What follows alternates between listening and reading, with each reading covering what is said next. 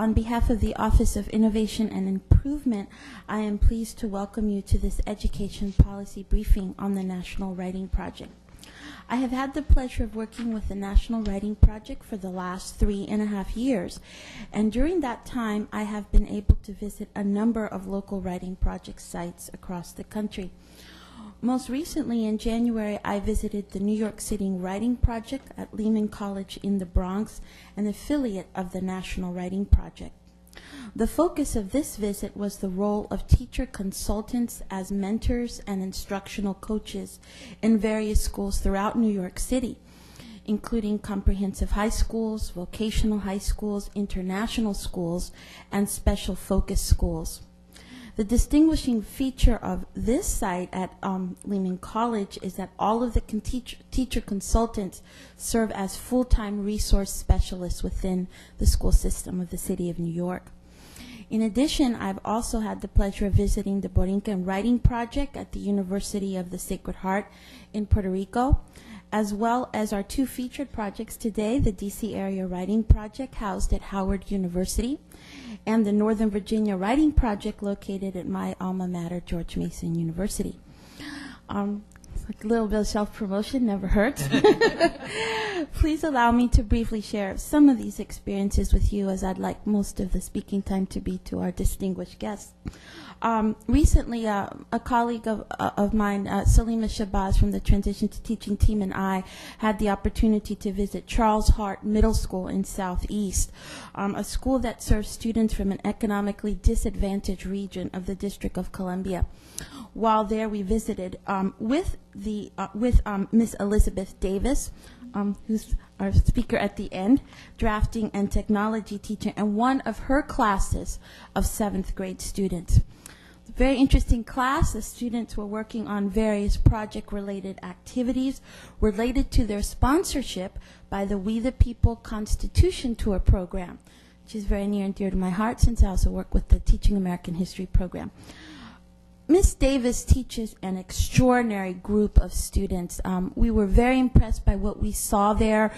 There were student samples all over the walls. The children were engaged. They were using computers. It was a very dynamic classroom. It wasn't quiet, which I think is probably a good thing when you're doing writing. Indeed, Miss Davis students have been recognized at the national level for their passion for writing and their commitment to their community. And I had to share this, and one of the reasons I'm so glad Liz is here today. When the DC Public Schools voted to demolish the Philip Sousa Middle School, where Miss Davis taught a number of years ago, her 7th and 8th grade students embarked on a letter writing campaign to save this historic building from destruction. You may recall that Sousa Middle School was the site for the historic 1954 desegregation of DC public schools. So, her students wrote letters to the DC City Council opposing the demolition of this important historic landmark. This effort was the beginning of a letter-writing campaign that evolved into public hearings that reached the DC Board of Education, the Congressional Black Caucus, and finally the U.S. Senate. And if you're interested in everything that transpired around this, the National Writing Project has a book entitled Writing for a Change, and there is a chapter in that book authored by Liz that describes the whole wonderful experience for you. This was most recently last year, and then 2 years ago, not that long after I started working with the National Writing Project, in summer of 2006, I spent several days visiting the Northern Virginia Writing Project at George Mason. I actually spent 3 full days there and was fortunate enough to be able to observe 2 full days of their summer institute. During this time, I observed the work of 4 teachers who were giving their obligatory teaching demonstration, which is 90 minutes, which is a long time and can be harder when you're doing it to your peers than when you're doing it to your students.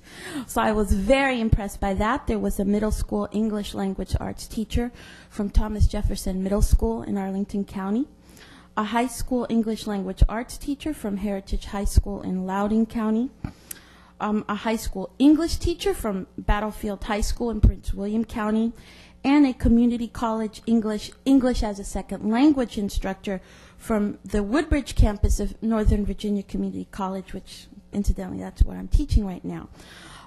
In addition to the observations of directly being able to absorb the information from these 4 excellent teachers, I was also able to visit with one of the science teachers involved in the project.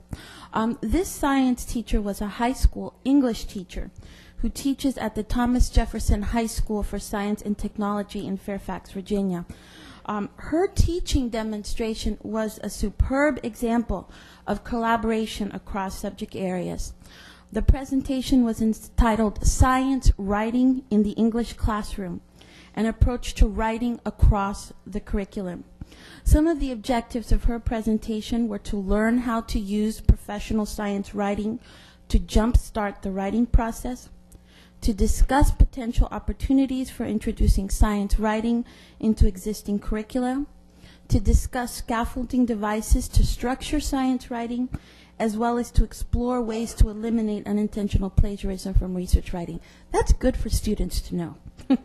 I was thrilled to experience the ways in which students were engaging in activities related to writing across the curriculum, writing to learn, technical writing, analytic writing, and research writing.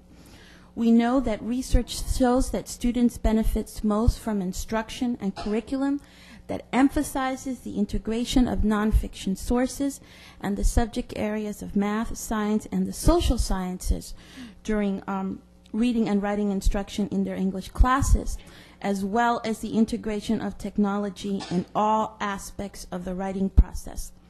Making the connection between the real world of students' lives, which includes all kinds of technological devices and tools, is coming from someone who just learned how to text, helps to ensure that the writing process and using writing to learn are meaningful processes for students. For all of these reasons, I am especially excited that we have with us today 2 fine examples of teachers that are putting into practice in their classroom the principles and strategies that research shows is most effective in improving students' learning and writing. At this point, I would like to turn the podium over to Dr. Sharon Washington, the Executive Director of the National Writing Project, who will introduce these exemplary teachers to us in more detail. Thank you again to all of my colleagues for taking the time from your very busy schedule to be with us today. Sharon? Good morning. Well, welcome on this snowy, rainy morning. We know that you had a very famous visitor yesterday, so I'm sure many of you were out for that. So the fact that you're taking yet another morning or another part of your day out to do something besides your normal work is much appreciated. Margarita, thank you so much for that introduction. What a wonderful series of observations and reflections in terms of your experience with the writing project and what you've observed. And very delighted to be here this morning with you. Education has been my life's work, as I'm sure it has been for many of you in this room. And I'm particularly pleased to have the opportunity to present the work of the National Writing Project to you. Before coming to the National Writing Project, I was provost at Spelman College in Atlanta and a faculty member at several other colleges, Kent State University and Springfield College in Massachusetts among 2 of them. And I don't need to tell you that strong writing skills are essential to success in school, in the workplace, and for full participation in civic life.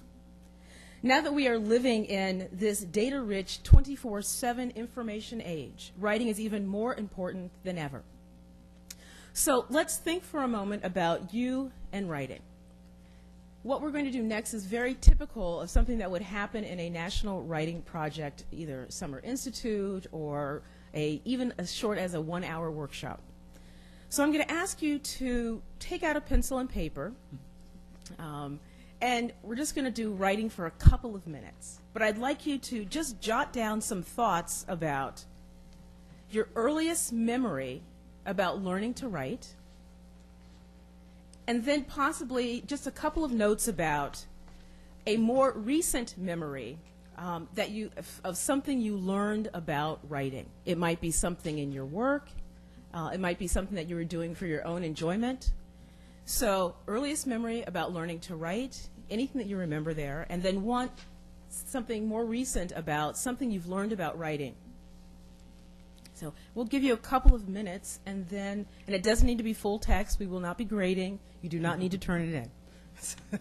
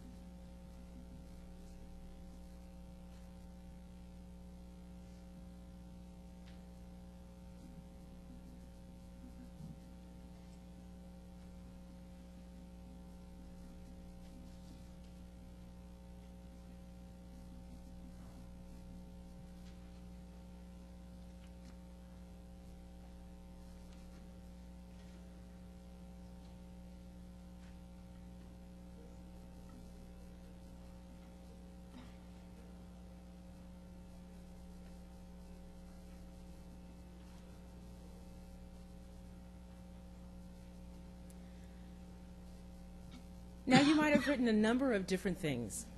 You might have talked about learning how to shape letters, learning about diagramming sentences. So one of the things I'd like to invite you to do is to turn to someone near you and just take a minute and share back and forth some of the earliest memories that you have about learning to write, and then also in terms of one of the things that are more recent. So you get to talk to me.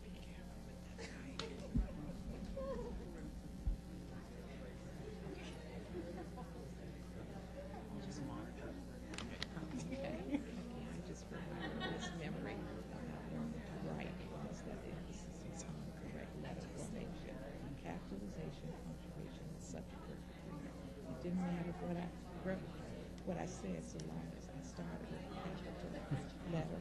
My subject agreed with my verb, and I ended each sentence with a period. That's what I remember about it. I don't remember, but I just remember being so careful that I started with a capital letter. Do I have my period? Does the subject agree with it? And I don't remember, I think my teacher cared what I said, as long as I said it, you know, that way. And it must have been elementary school. Just, yeah. My first memory is actually 12th grade. I did all that writing too. The only thing I remember is when we had my English teacher in 12th grade had us do a drawing of one scene from the set, and we all put them up on the wall. And I did the scene of the three witches, and I'll never forget that. If I had had a first grade teacher do that, I'm sure I would have remembered that too. I remember this, and I actually remember the teacher, because the teacher had taught my father, my aunt. I'm in a small town, so it was the kind of thing that you, but I don't remember from that point on, you know, like junior high school. I don't remember. Didn't that make sense though? Because of the teaching, because of the way teaching was not memorable. We're proof of that.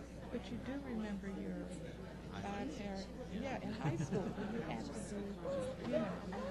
I also remember that same English teacher I once said to her, this is after class. For some reason, she and I were really talking. I said, I couldn't tell us in the sound. She said, We hope that thinking about some of your ways that you learned about writing, whether it was more recently or in the distant past, has been interesting to sort of reflect upon. Because we certainly know at the Writing Project that one has to be engaged in writing and reflecting on their own writing if, in fact, they're going to improve the ways that they are instructors of writing. So, before I introduce my Writing Project colleagues, I'd like to share some hot-off-the-press news with you. The National Writing Project has just received a one-year grant from the MacArthur Foundation to support our efforts to create and disseminate resources and learning opportunities for teachers as they develop effective practices for teaching writing and new media literacies. This is really an exciting time for working on improving the teaching of writing, and we are very pleased to be able to connect with other national organizations that are working on many different aspects of digital media and learning for young people. We look forward to sharing more information with you about this project in the near future. Your packets contain information about the National Writing Project, so I only want to provide a brief overview of the nearly 200 Writing Project sites and how they conduct their work. Writing Project sites are located in local universities and colleges in all 50 states, the District of Columbia, Puerto Rico, and the U.S. Virgin Islands. Each site provides a 4-week invitational institute every summer to develop a constantly growing pool of teacher leaders. During the school year, each site offers follow-up programs so that teachers have real structure for continuous learning. And also during the school year, these sites will partner with local schools and districts to provide professional development.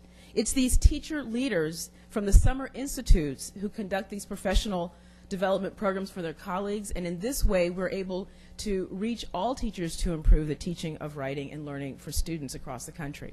We often refer to these teacher leaders as our teacher consultants. Writing Project sites offer more than 7,000 programs per year to approximately 135,000 participants annually. The National Writing Project also sponsors ongoing research. This morning we actually have Dr. Paul LeMahieu with us, who is our Director of Research at the National Writing Project. In addition, we've contracted with SRI International to serve as an independent external evaluator of a 5-year national evaluation of the work that we do.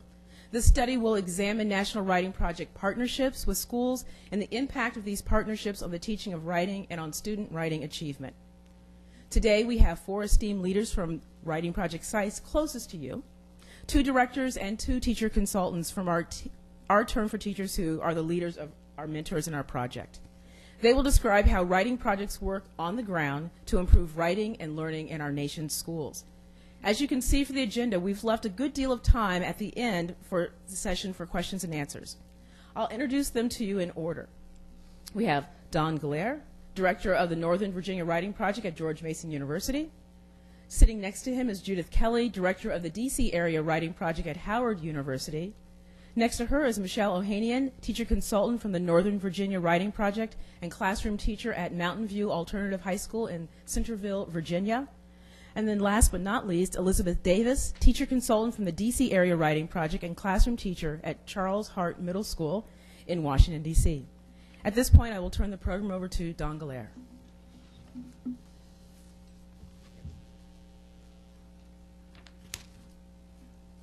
I want to add my thanks to everybody for coming. I know you had a busy day yesterday and you have a lot of work sitting at your desk. You came away from that to listen to us, so I hope it's productive for you. It's going to be exciting for us. I came to George Mason in 1966 and started teaching composition literature. I was trained as a literature teacher, and in 1975 it became pretty clear that we needed to develop a teaching of writing course, so I developed it.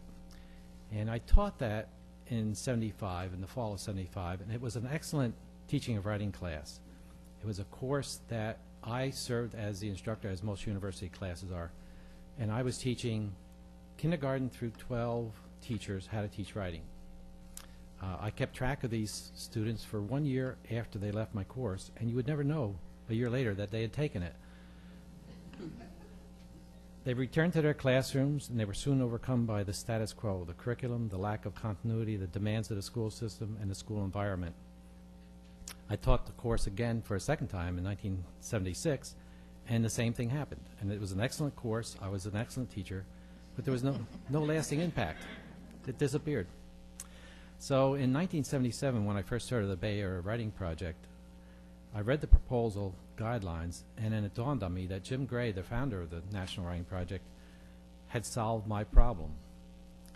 So we applied for funding from the National Endowment for Humanities. At that time, that was the group that was funding it, to establish the Northern Virginia Writing Project, and we held our first summer institute in 1978. We had 25 teachers from kindergarten through university. Each one gave a presentation, as Sharon described. Each participated in a reading and writing group twice a week. Each one read and discussed the theories on research and the teaching of writing and the use of writing to learn. After the Summer Institute, these same teachers, who are now called teacher consultants, gave their presentation in in-service courses and workshops, continued to write and to meet in their reading and writing groups, and continued to come together in continuity meetings in which they discussed their teaching, the latest research, and the ways to impact the curriculum. The result was dramatically different from the way things happened after my course. Their teaching changed for the better. They were instrumental in changing the curriculum, and they became excellent consultants as they worked with other teachers in their own schools and colleges and outside contract time in other schools and in other colleges and other universities. The impact on teachers and the profession has been profound. Teacher consultants stay in the profession. Each year from '78 to '95, we would redo the directory, and we didn't set out to do any studying of it, but we noticed that we had nobody retiring. They would change from school to school or from one school district to another, but nobody retired. And this was during a period where teachers, if they didn't like teaching after 3 or 4 years, they'd quit. And then these teacher consultants were staying in the classroom. Teacher consultants attended statewide, national, and international events, both writing project events and like National Council of Teacher of English events, in which they shared their expertise. They became such good presenters that they felt comfortable going to national conventions and giving their presentations there. Teacher consultants started such things as teacher research and writing across the curriculum programs, They continue to write, and year after year, about 40% of our teachers from each year published within 1 year of the Summer Institute. Remember, these are teachers who never even thought of publishing, and now they were doing it on a regular basis. They attracted teachers from across the curriculum, and that's another thing that was new. Teachers pretty much stayed in their disciplines, not only in their own classrooms, but their own disciplines. So we had teachers from math, science, physical education, history, social studies, and business. And then several teacher consultants also reached out to hold writing workshops for government and corporate employees right here in Northern Virginia and in the District of Columbia. The impact of the project on students has been equally impressive. Because of the project, students now select their own topics and write multiple drafts to revise and edit into a more sophisticated prose. Prior to the project, students would write one draft, hand it in, get it graded, and that was the end of it. So after the project, they did all this selecting of topics and revising. They wrote to real audiences for real purposes. They wrote in a lot of subjects, not just English. They published. We had one student from Prince William County who published in Parade magazine. And I don't know if you know this, but Parade magazine has the largest readership of any magazine in the country. And this kid got into it. I'm jealous. They grew up in knowledge of their own writing processes. They entered college knowing how to write both academic and real-world pieces. And as you know, the demographics have changed dramatically in the last 25 or 30 years, and we're still able to meet the needs of students from all over the world. The Northern Virginia Writing Project now reaches into every level of education, public and private, throughout Northern Virginia. And through our satellite site in the Shenandoah Valley, west of the Blue Ridge Mountains, we reach teachers all the way over to West Virginia. Each year we publish a volume of teacher consultant student writing called Falling for the Story. Each year we hold a 2-week student summer institute for approximately 130 students in grades 5 to 12. And each year we hold young authors workshops for the same age group, and those are 6 Saturdays a year. Our George Mason University Writing Across the Curriculum program is listed as the 4th best in the country by U.S. News and World Report. And NVWP is considered by many to be the best professional development in Northern Virginia. Allow me to end with a personal anecdote. In the early 1980s, I began noticing each year that a few of my English 101 students were coming to me with exceptional writing abilities. When I asked them where they had gone to school, they cited schools where we had teacher consultants or schools where we had a lot of in-service. After a while, I started playing a guessing game. I'd say to the student, "You wouldn't by chance have gone through high school at Chantilly High School, did you?" And if the student said, "Yeah, as a matter of fact, I did," then I'd say, "And by chance, did you have Vic Christen as your English teacher?" And then he yelled, "Oh my God, you know Mr. Christen? He's great." And this happened several times. And I was able to play the game because I knew the schools and knew the teachers, and I could tell from the way they taught what things that my students were coming in having learned. I want to end by saying I couldn't have done this alone. And the proof is I tried, right? And it didn't work. The National Writing Project not only gave me a model that worked, it gave me the guidance and the support all along the way, and it's continuing to. People right here in this room. Thousands of teachers and close to 1 million students have been touched by our site in the past 30 years, an achievement made possible by all of us working together. I would now like to introduce my counterpart in the District of Columbia, Judith Kelly, who teaches at Howard University and directs the DC Writing Project.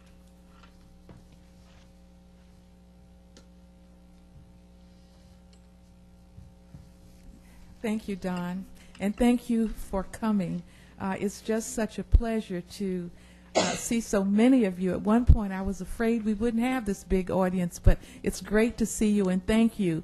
I feel a little bit uneasy following Michelle yesterday, but I'll do my best. I am Judith Kelly, Director of the District of Columbia Area Writing Project. As a classroom teacher, I was a 1995 participant in our first Invitational Summer Institute. And after 31 years of teaching, I became co-director and then director in 2001.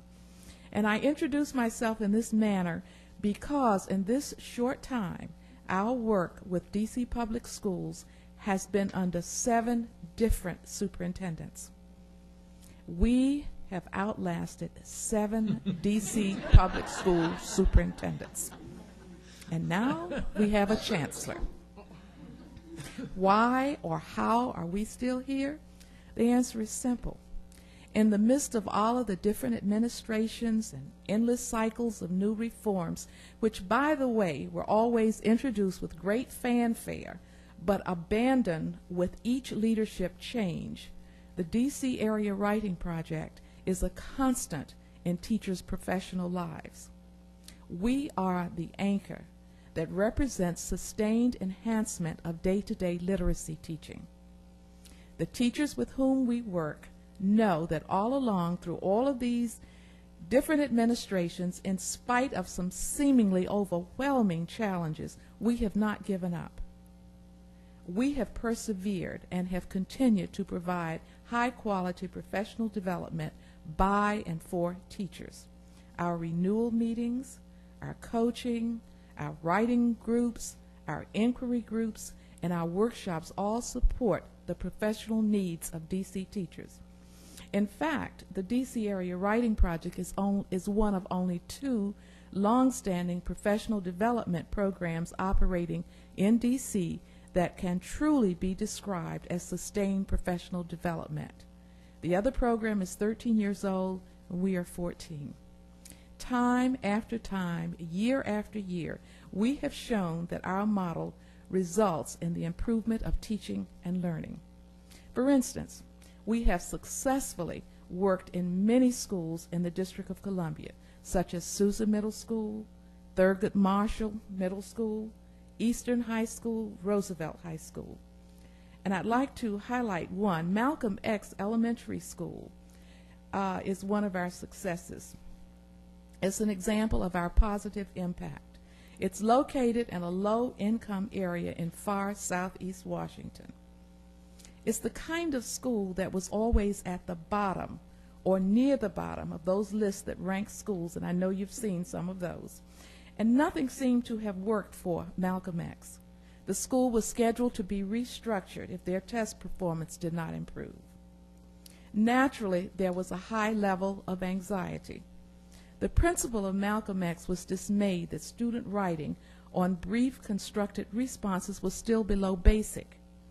It had been for many years. He had heard about our work at Susan Middle School, so in 2006 he asked us to work with teachers in his building to reverse that statistic. We did. For a whole year we conducted workshops, led focus groups, modeled strategies with the Malcolm X students, and mentored teachers of the benchmark grades. When we first started, the teachers scoffed and characterized us as another one of those quick-fix miracle cures that never really worked. Their morale was low, and they appeared to be resigned to their condition. However, after only a few weeks, the Malcolm X family bought into our model. Why? We were teachers. We weren't a think tank. We weren't a one-size-fits-all program. We were local, we knew about their school, and we understood their situation. So we customized our professional development for their school. And most important, we didn't just talk about what works. We modeled strategies with the Malcolm X students. And also our teachers took over the work with some of the students while their teachers had an opportunity to meet in focus groups to talk about theories, to talk about what they were doing. They also kept reflective journals that allowed them to think deeply about their practice and helped them to make necessary changes to ineffective approaches, and also to make note of the successful strategies that they were using. The results after that year, for the first time, Malcolm X students met AYP on the DC standardized test. The principal, the staff, the students, and of course we were overjoyed. And key to this fit was that teachers had many, many opportunities to talk with colleagues about their teaching. They had opportunities to share strategies and receive suggestions for revisions in their instructions. They could work together to figure out solutions to problems. Malcolm X had become a professional community. The message here is that with the right supports, teachers do teach better, and students really learn more and can show what they learn. Our motto at Malcolm X was getting better together. Now, the Malcolm X principal has since retired, but our experience there confirmed for us that what we are doing is worthwhile and is having a positive impact on teaching and learning in D.C. I'd like to also mention another highlight of our work in D.C., our New Teacher Initiative. You know, networks are powerful. As a National Writing Project site, we had an opportunity to take part in their national initiative to support new teachers.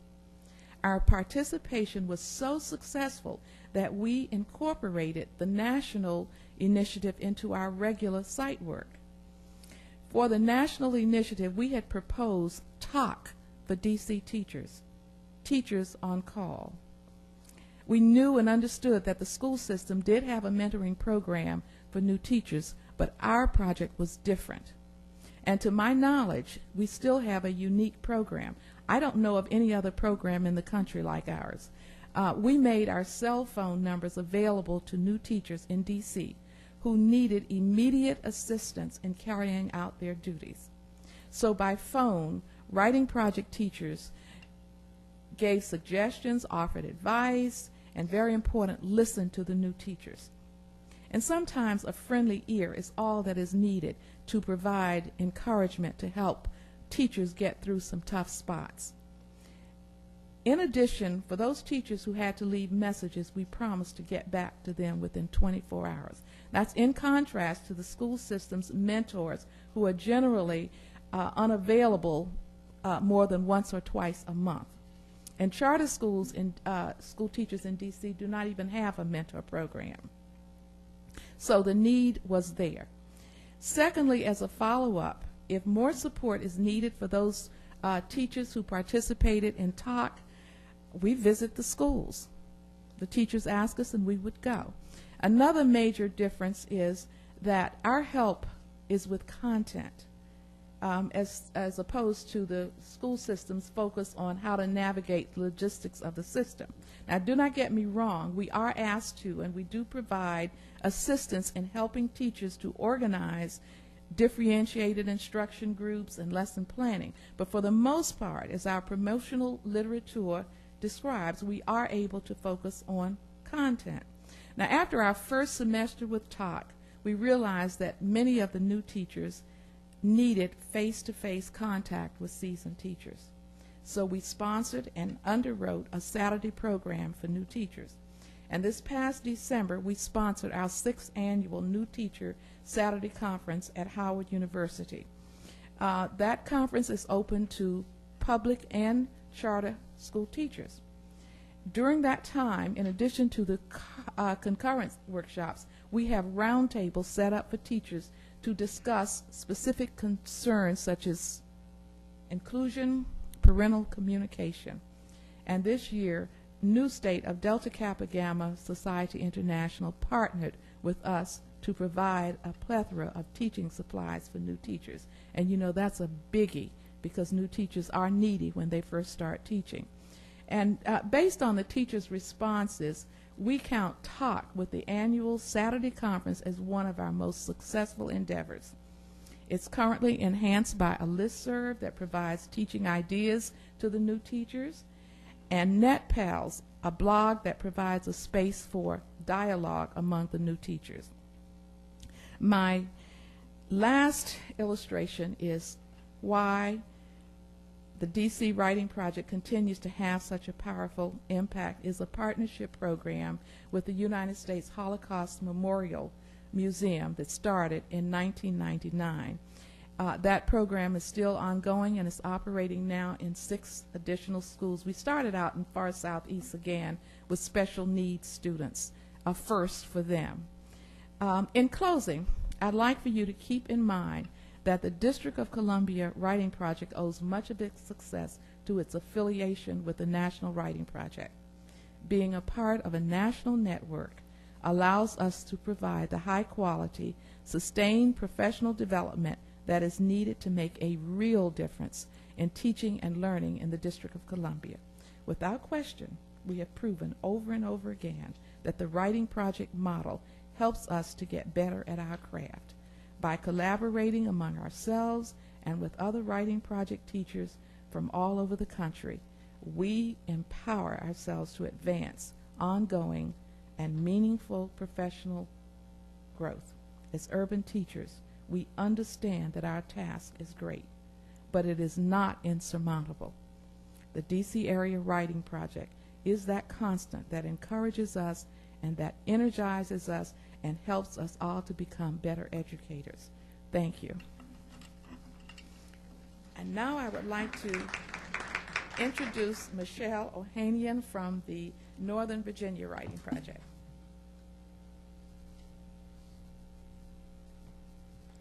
Good morning. I'm now going to give you a classroom perspective on how the Writing Project has affected my profession and my personal life. Over the last 12 years, I've taught Spanish to Baltimore City high school students, English to English language learners in 1st and 2nd grade at Alexandria City elementary schools, then to 7th and 8th graders at Fairfax County in a suburban middle school. An opportunity came up to join Fairfax County's English language learners office, so I took it, thinking it was a promotion. But then I missed the students, and after a year, returned to the classroom. For the last 5 years, I've been teaching English language learners at an alternative high school in Fairfax called Mountain View. So I've had about as many transitions in my life as the DC public schools. I was never fired, got married, had a few kids. Thankfully, there has been a steadying force which keeps my practice relevant for classroom teaching as well as teaching teachers. When I moved from Baltimore, Maryland to Virginia, I lost a tight-knit professional learning community which challenged and supported me. It was a local version of Teach for America. Soon after being in Alexandria, I needed something. I saw a flyer for a writing and teaching class being offered by the Northern Virginia Writing Project. I signed up, took the class, soon loved the resources, as well as the model it offered of teachers teaching teachers. So then I applied to the Summer Institute in 1999. I was accepted, became a teacher consultant, and I've been teaching teachers for the last 10 years, in addition to my classroom teaching. The Writing Project model has made analysis and reflection a keystone of my teaching practice. It also helped make getting national board certification a cinch. That first summer in the Summer Writing Institute, Don Gallehr, my director here, and the other teacher consultants on staff asked me the difficult questions about my teaching. Not just, wow, that was fantastic, but why is this lesson right for your students? How do you implement it differently for a variety of students? Why are you doing this? That summer, I got it. One-size teaching doesn't fit the needs of all students. My graduate classes had instructed me how to create a wonderful curriculum, but the Northern Virginia Writing Project showed me how to implement it with real-life students. Today, in my current context, my students do not fit one size of anything. They range in age from 16 to 22, because in the state of, or the Commonwealth of Virginia, you can legally go to high school until you're 22 as long as you are an English language learner. My students come from Korea, China, Ethiopia, Pakistan, India, Afghanistan, El Salvador, Guatemala, and Peru, to name a few. I only speak Spanish. I do not speak the other languages. Here are some of the categories my students can fall into. Limited academic backgrounds comparable to their current grade level, attended female-only schools, attended schools in their countries only up until the 3rd or 6th grade, repeated the grades frequently, fled as tortured political refugees, are pregnant and parenting teenagers, work full-time to support their families, and or were sent to the United States by parents they hadn't seen since infancy and don't want to be in this country. So I'm not telling you this to feel sorry for them, but to understand how my teaching must accommodate their needs. Each student has his or her own reason for coming to school and earning a high school diploma. I can make it happen with the help of my network, my teacher network through the Northern Virginia Writing Project and the National Writing Project. Otherwise, I would not still be teaching. Northern Virginia Writing Project encouraged me to ask the difficult questions of my own practice, but also of my students. And I have students from around the world who come from countries where they just memorized. They don't understand what learning means in America. It's quite different. One particular student I think of is Sharon from Nepal. He was a memorizer of isolated facts and did not understand the American style of critical thinking. I would ask him a question, what do you think? He would say, why do you care? This is the answer. I would say, why? Why do you care? This is the answer. He wanted a high school diploma, and he wanted it fast. I told them that our school was not Mick Mountain View with a drive-through for a high school diploma to order. His answer was, why? Why, he asked. I just want a diploma. Why won't you help me? I want the answers. To him, learning meant memorizing a page from his biology book, or better yet, Googling the answers on the internet. Shyam shopped for answers like most Americans shop for shoes on the web. He didn't understand why his American teachers wanted more. We were so different from his previous teachers. I needed something to hook this disbeliever, as well as a few other students in my class last year. Now, I link my writing with language arts, as well as other content areas such as history. And I had seen a history presentation at our writing project site, linking it with writing, using an inquiry approach to make it alive for the students. I had also seen at conferences with the National Writing Project sessions about social justice issues and how to link those with state standards. So I pulled all of these resources together and created a history unit based on 3 big questions for my English language learners.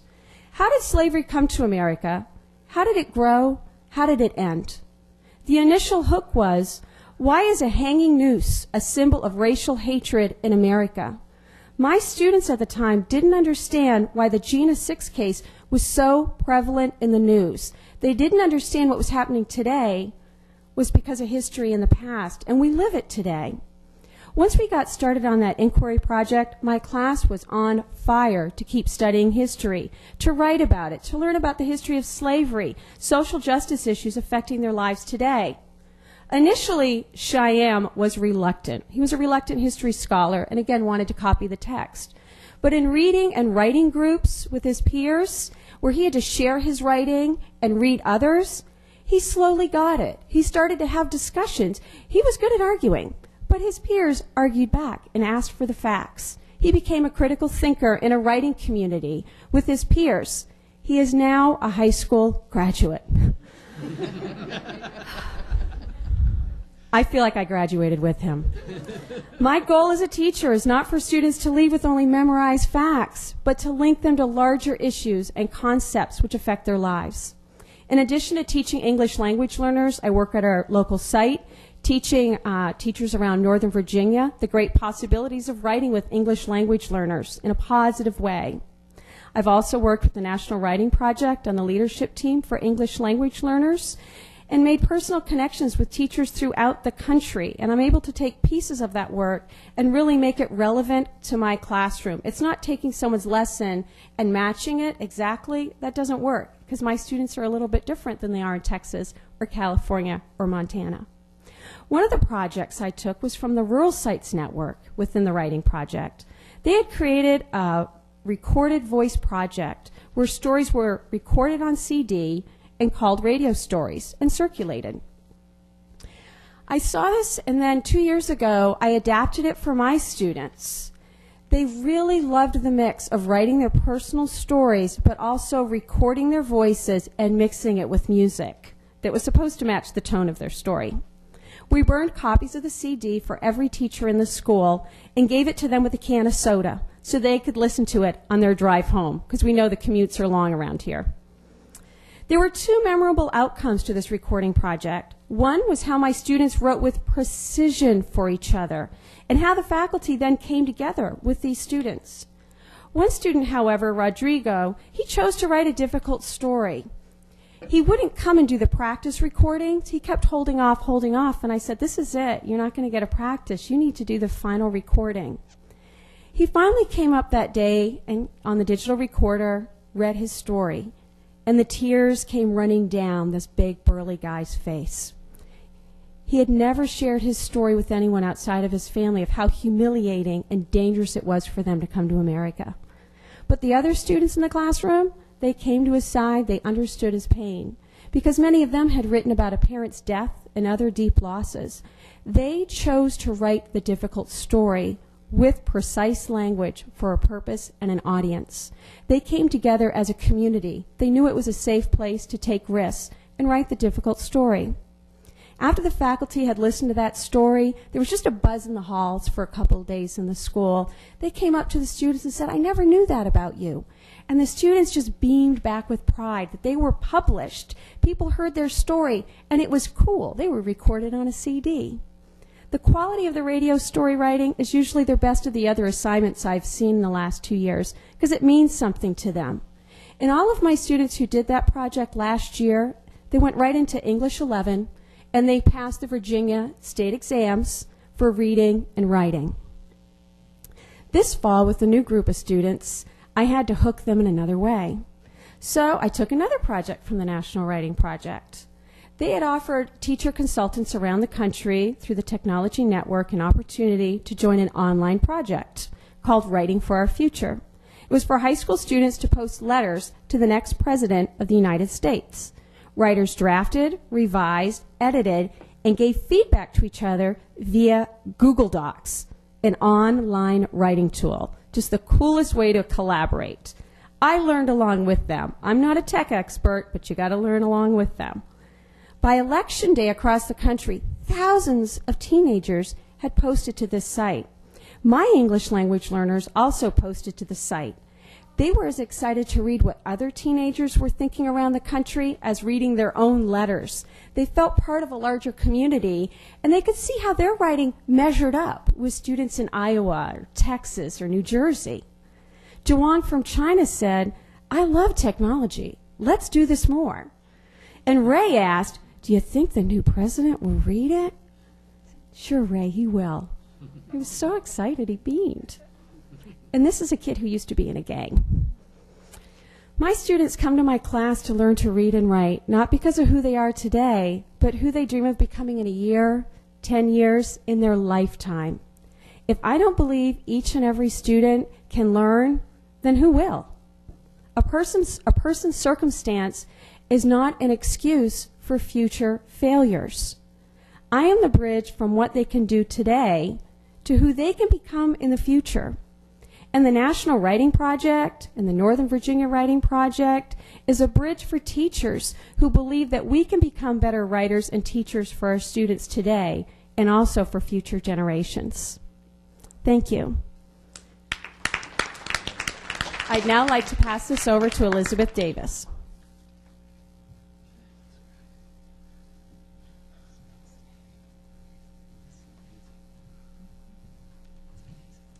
Good morning, and thank you for coming. I had 3 pages, but it's down to 2 now because Margarita took one and Judith took the other. That works for me. I'm so excited I was just marking out paragraph by paragraph. But I teach at Hart Middle School now. I know you heard Margarita talk about Sousa, and Judy mentioned Sousa, which was an exciting 15 years. But I'm now at Hart. I've been there for 4 years. And Hart is in Division 4 of D.C. Division 4 has about 40% of the student population in the District of Columbia Public Schools.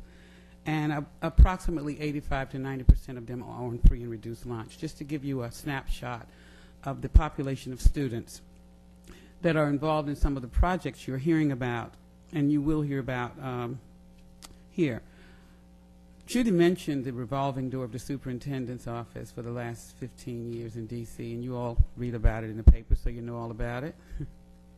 and you know, the trauma it has been for teachers who are afraid with each of those changes what's coming next, the new reform, the new professional development, and it can leave you in a state of paranoia almost.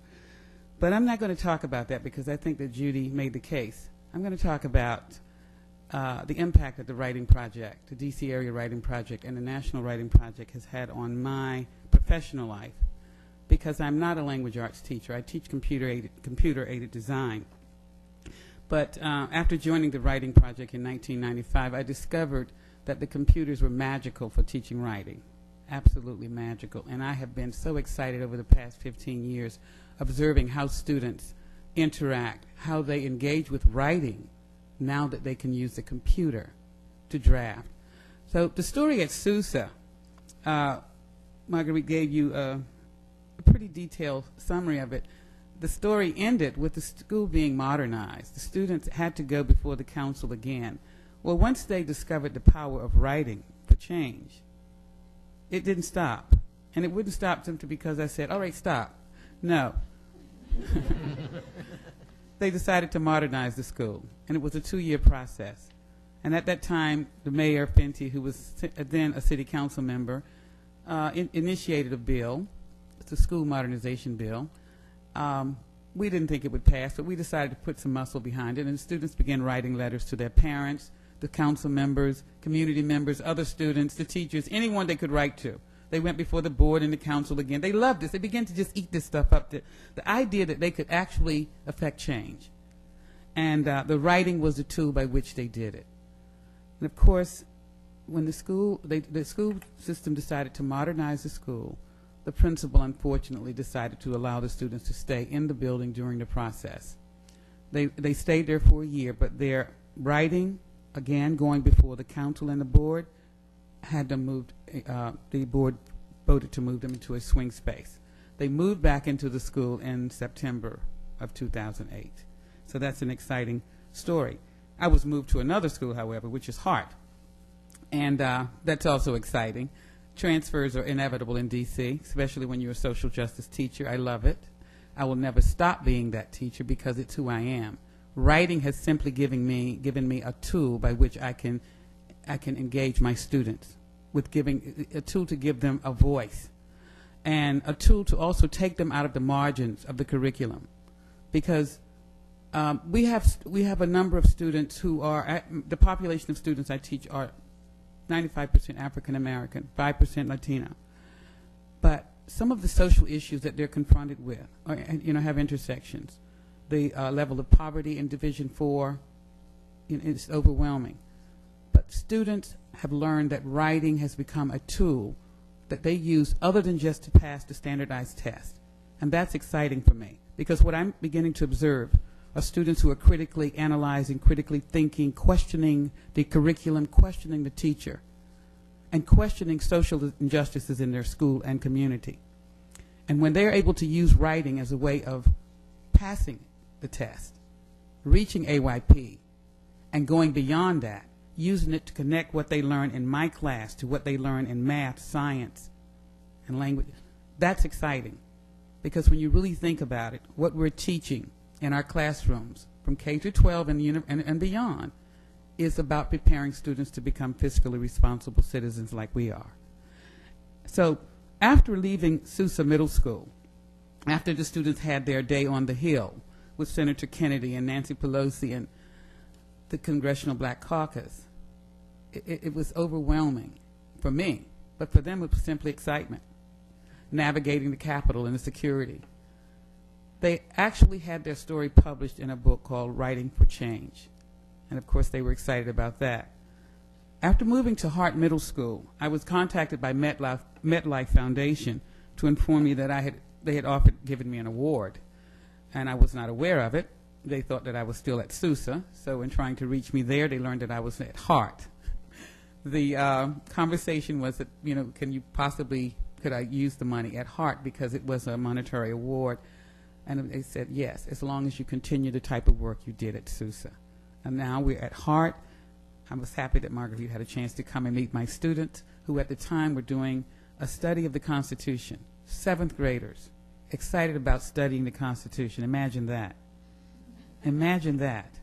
But what was exciting was the fact that they were able to connect what was in that Constitution to some of the issues that they were confronted in their school and in their community and the larger society. It meant something. Reading that Constitution, going to the archives, going to FDR, Supreme Court, the White House, all of that meant something because they were able to connect their learning to real world problems and issues. And for me, that would be the greatest case I could make for the writing project. And of course, its sustainability. because I began to experience shell shock from the changes in administration. But the writing project remained that constant, the national right there. And even though I was shaking in my boots a little, thinking that what's going to happen with the writing project? Is that professional development going to go? No, it's there. It remained. The collaboration with the teachers of the national as well as the DC area writing project means so much, because teachers have got to figure out ways to sustain themselves in spite of what else is happening in the school district or in the nation. It's necessary, especially if you're going to be effective in the classroom. The professional development offered by the writing project, I tried to think about what's different between the professional development offered by this model, the NWP model, and other models. When I attended the Summer Institute with the National Writing Project and DC Area Writing Project, I was accepted as a teacher, a professional who had something to bring to the table. I had some prior knowledge, some experience, some expertise. So it's about taking teachers where they are and taking us where we want to go, and taking our students along with us. And even though I've deviated completely from my script, if you didn't get anything else from my talk or from this panel, there are 3 major points that I do want to share with you that I'd like for you to take with you from this discussion. 1, in order to bring about the changes that we've talked about here, teachers need more support. We must have the opportunity to learn new approaches, to experiment with new technologies that fill the lives of students, and time to develop and apply comprehensive strategies for using writing in these new contexts. And technology, when I speak of technology now in my classroom, it is not merely the computer. It's the cell phones. It's everything, the iPod, the digital cameras. Because I'm also learning the new literacy, the digital, the language that students are bringing to the classroom. New languages, new literacies, and I've got to meet them. And I can't ask them to leave that part of their lives, those technologies, outside of the classroom door. I've got to invite them in. And what's been exciting is by inviting the lives of students in, the language that they bring, the differences that they bring, and the differences are not perceived as deficits, but more as assets for helping you to reach students. It's been so much more exciting for me. And I've been asked to leave the classroom for administration. I'm not interested, because the excitement at this 30 years of teaching, and I'm as excited about it as I was the first day. So I want to thank you for coming. And at this point, I'm going to turn it back over to Sharon Washington. Thank you.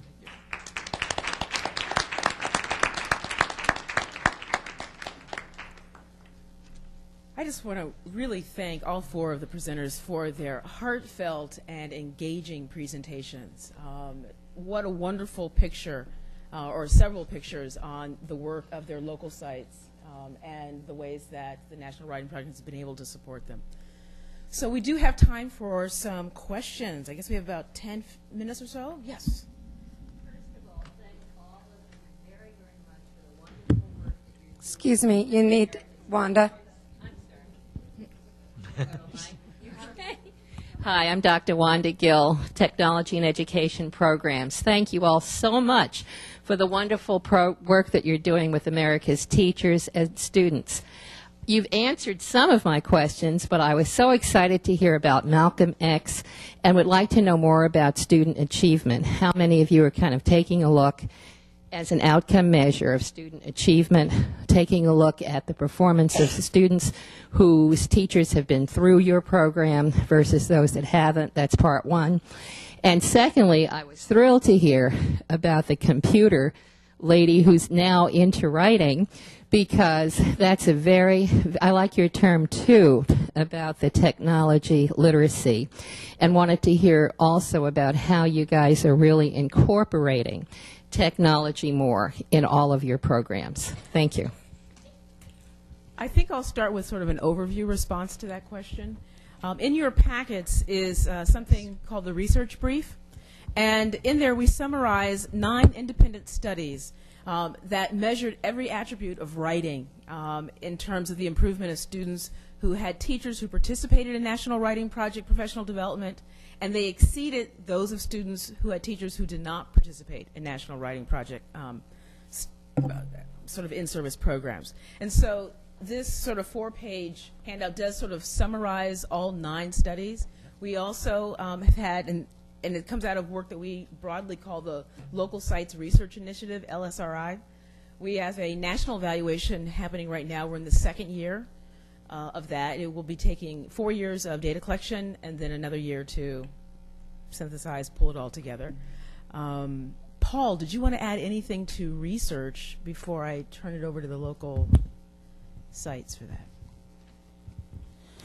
Just that if anybody would like to follow up, we certainly can. I mean, that's a fair overview that across 9 individual and independent studies, the results are consistent, that students participating in the classrooms whose teachers have been involved in the writing project outgain. They don't merely outperform, but they outgain over a period of time a comparable set of students who don't enjoy that benefit.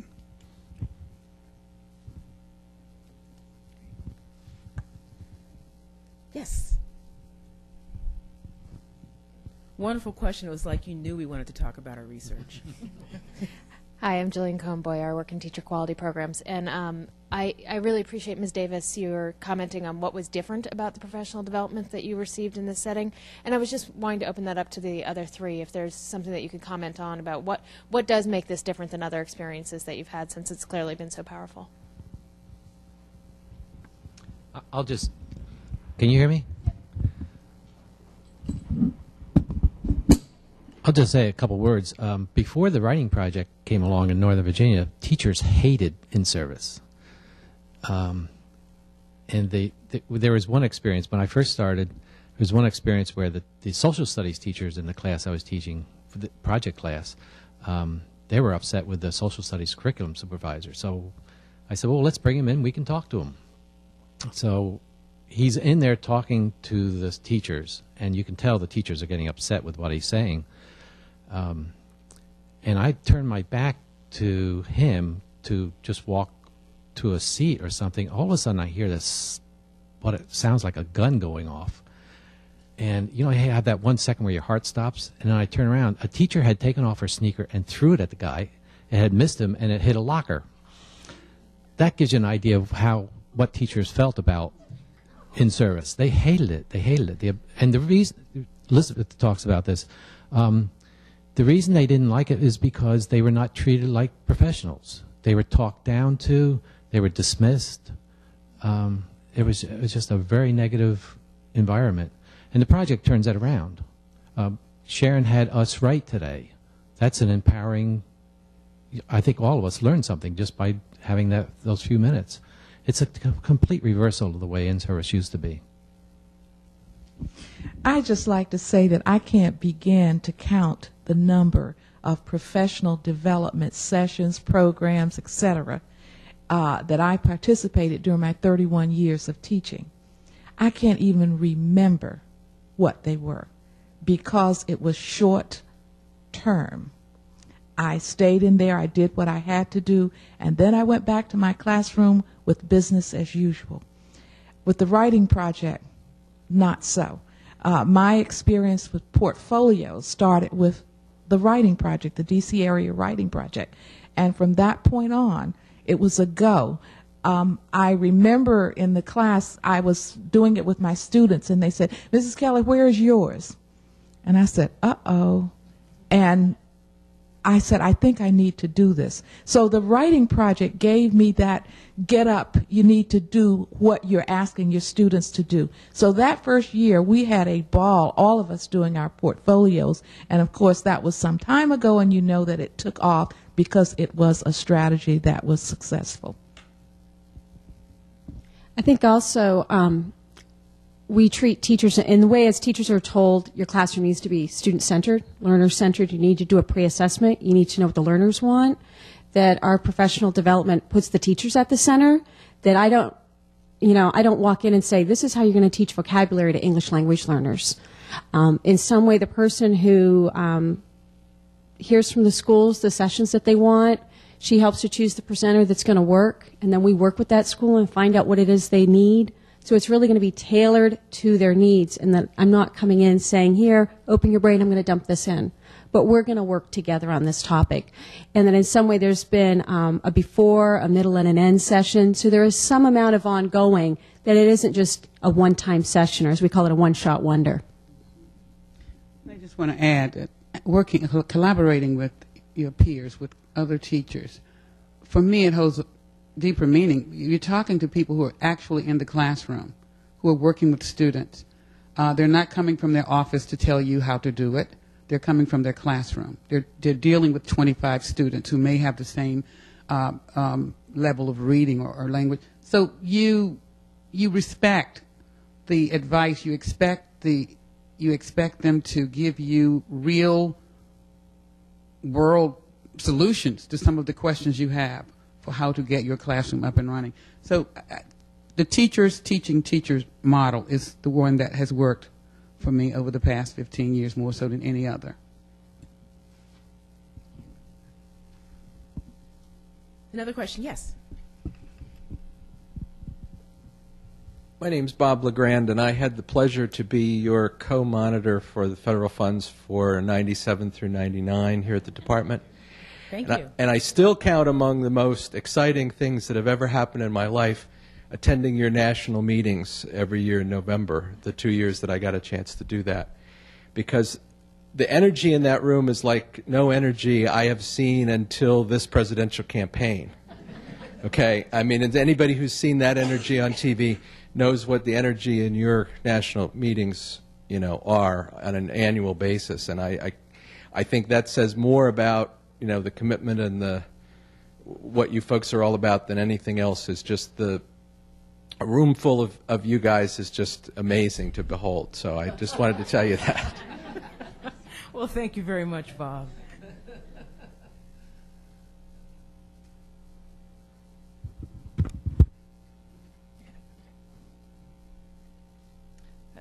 Thelma Leanhouse, also with Teacher Quality Programs.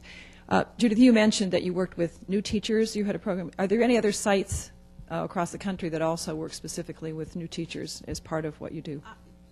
Well, yes, there are actually 18 sites as a part of the National Writing Project New Teacher Initiative. Our site was with the first cohort of 9 sites, and it was successful, and they had another 9 sites. What we did was to infuse it into our regular site work. So although I mentioned the national initiative, it's gone beyond national. We're doing it local, and we're doing it every year. We have the Institute, and we have TALK, which never stop, the Teachers on Call. Actually, we have many sites that are doing new teacher initiatives, and so it's some of the work that many sites, as Judith has said for her own site, are beginning to sort of incorporate as the sort of normal course of work. But it's also one of those areas that we're hoping that we can expand. And so one of the things that we're looking for, and we're certainly hoping that we would receive, because every year we've been very successful in receiving, increased dollars. And one of the ways that we know that we would like to increase some of our work right now is in the area of digital literacy, and then also in the area of new teacher initiatives among community college, but that's another day, another talk. Because I could really spend more time talking about the work I want to do in community colleges. But any other questions? Well, I certainly would like to thank everyone for coming out this morning and being so attentive and asking good questions that gave us opportunities to share even more about the project and the work that we're doing. And just would like to thank Peggy for her continued sort of support, because we know that we're in her area, and also Margarita. And so thank you, and we'll be around if you'd like to ask some questions one-on-one.